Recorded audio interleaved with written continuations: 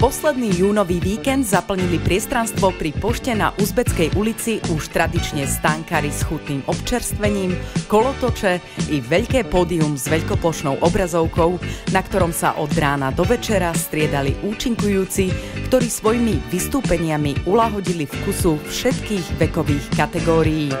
Mestská časť Podunajské Biskupice s finančnou podporou Bratislavského samosprávneho kraja totiž pre svojich obyvateľov i návštevníkov zorganizovala už jubilejný 10. ročník Biskupického Juniálesu.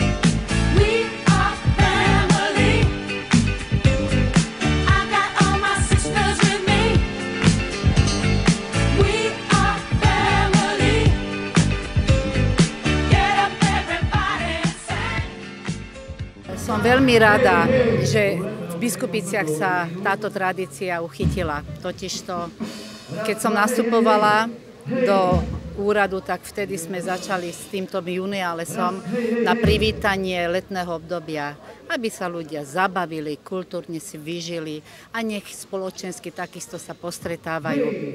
Ujalo sa to a tak ako máme varenie guláša, tak ako máme deň detí, ako máme Mikuláša, tak tento Juniáles asi je to tá jednotka. Musím povedať, že tento rok všetky akcie, ktoré robíme, sú pod záštitou 795.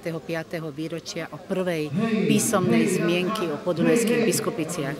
Čiže tento rok toho máme veľa. Musím pripomenúť, že 20. mája sme mali športový deň. Od najmenších, od 3-ročných detí až po seniorov, po 80-ročných súťažili, sa zabavili. A dnes zase tu máme kultúrny program, pred obedom vystupovali naše škôlky, školy a teraz sa začína fakticky len ten večerný program. Ľudia sa tu dobre zabávajú, dobre sa cítia. Troška nám sa do toho zamotalo to počasie, lebo keď je 35 stupňov aj v tieni, tak to je troška iné kafe. Takže dúfam, že vydržíme to a teraz už bude len lepšie a lepšie. Mestská časť pri príležitosti 10. ročníka Biskupického Juniálesu si pripravila bohatý program. Do obeda to bol program našich detí z materských škôl a žiakov zo základných škôl.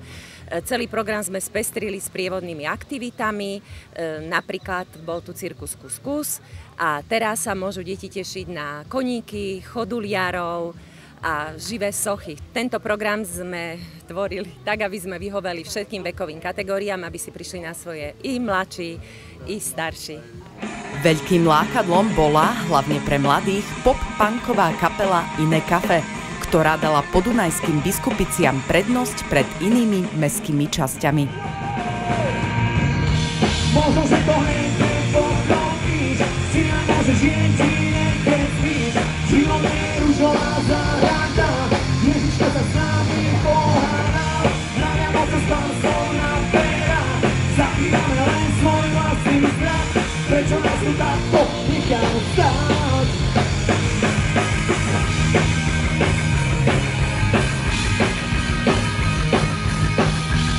Leto je, chvála Bohu, dobré. V rámci Bratislavy na leto máme vyhradené práve len Biskupice. My to trošku aj strážime. Takže teraz Biskupice a potom neskôr v zime zase klubový koncert v MMCčku v Bratislave. Strážime si výhľadovo vždycky Bratislavu na rok, na 2 dopredu si dohadujeme koncerty s tým, že nemá význam odohrať v Bratislave a nie 6 koncertov za rok.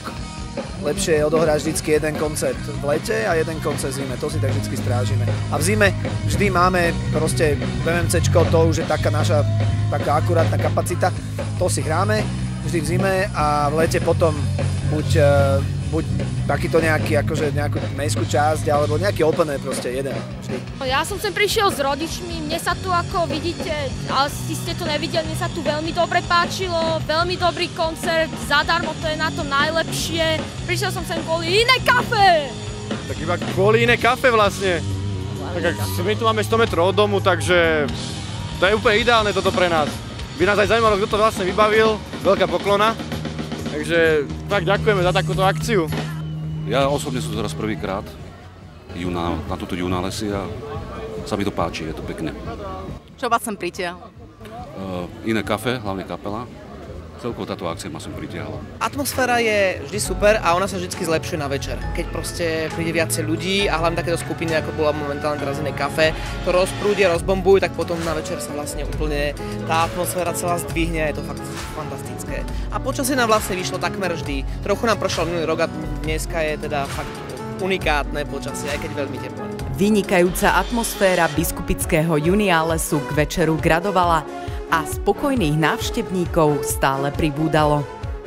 Vidím tu aj z vedľajších mestských častí, aj z Ružinovčanov, aj Vrakunčanov som tu stretla. Sú tu všetci vítaní samozrejme, takisto určite aj naši biskupičania chodia aj na ich aktivity a na ich akcie. Z každého kúcka je tu troška, to znamená, že každý tu nájde asi svojho obľúbeného umelca, kapelu, takže cíťme sa tu dobre, každý, kto príde, je vítaný a nech každý má krásne letné dovolenkové obdobie. Na juniáles chodievame, prišli sme s celou rodinkou a aj brata z Petržalky sme pozvali, takže dá sa s deckami troška výjsť, aspoň nejaká príležitosť troška aj či už tieto atrakcie, čo sú tu, alebo nejakú cukrovú vatu a tak. Ja som tu býval vlastne, ja som tu vyrastal a teraz som sa presťahoval do inej mestskej časti, takže bývalo si mi tu dobre, aj som sa na základnú školu chodil. Nie mám ľúto za Biskupicami? Ale je určite áno, je to tu také kľudnejšie, aspoň tej časti v rodinných domov sme bývali, tak je to také kľudnejšie, takže je mi ľúto trochu. Ale teším sa, že som sa mohol vrátiť sem zase. So synom som tu dneska, venujeme sa len jeden druhému dneska. To stačí. Kolotoče, hlavne kvôli tomu malovanie, ako vidíte, trikolóra, futbal. Takže dobre sa býva v Biskupici? Určite áno. Úplne super. Veľmi rada sem chodím, každý rok ešte som nevynechala. A je tu dobré, hudba, veselo, dali sme si kofolku, iné myšlienky, úplne super je tu, skutočne. Super nálada, kapela dobrá, pekný program, dobré jedlo, taký oddychový deň. S kým sem chodíte, ako často na juniáles? No za každým, lebo tu bývame, tak za každým sem chodíme. A prečo? No lebo je tu dobrá zábava, je tu pohoda, dobrá kofola.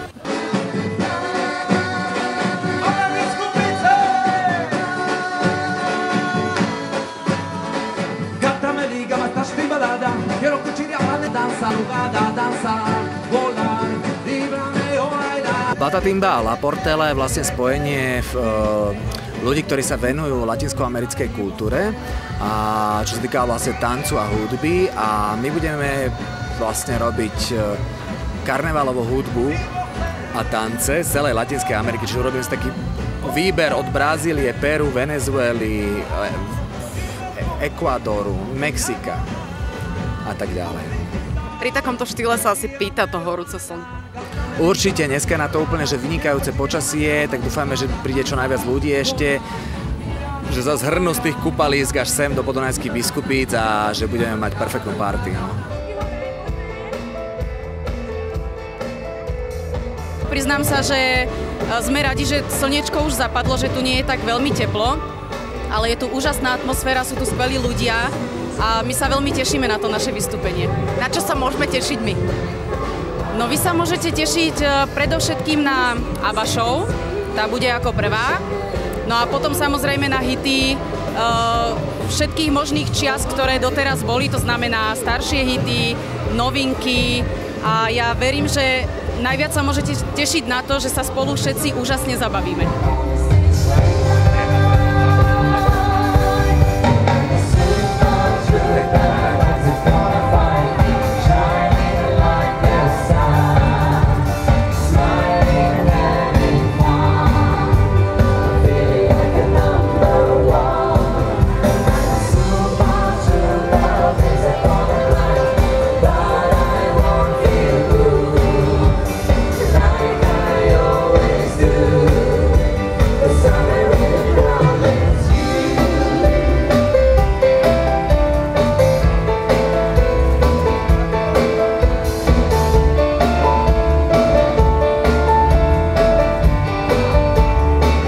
Zorganizovať také veľké podujatie pre širokú masu ľudí nie je jednoduché. V pohotovosti boli požiarníci, mestská polícia i zdravotníci. Mestská časť Podunajské Biskupice to však opäť zvládla na jednotku.